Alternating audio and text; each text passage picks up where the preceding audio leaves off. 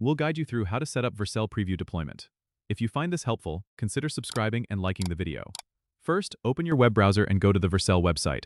You'll need to log into your account, or if you don't have one, you can sign up for free. Once you're logged in, you'll land on your Vercel dashboard.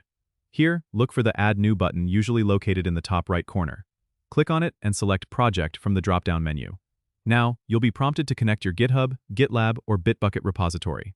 Authorize Vercel to access your repositories if you haven't already. After connecting your repository, you'll see a list of your projects. Select the project you want to deploy. Vercel will automatically detect the framework you're using, but you can adjust settings if needed. For instance, you can specify the build command and the output directory. Next, click on the Deploy button.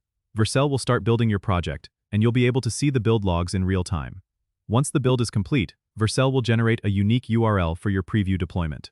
This URL allows you and your team to preview changes before they go live. You can share this link with stakeholders or team members for feedback.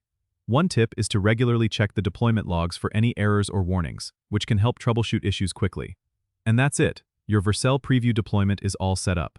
You can now make changes to your code, push them to your repository, and watch Vercel automatically update the preview deployment. Don't forget to subscribe and comment if this helped you out.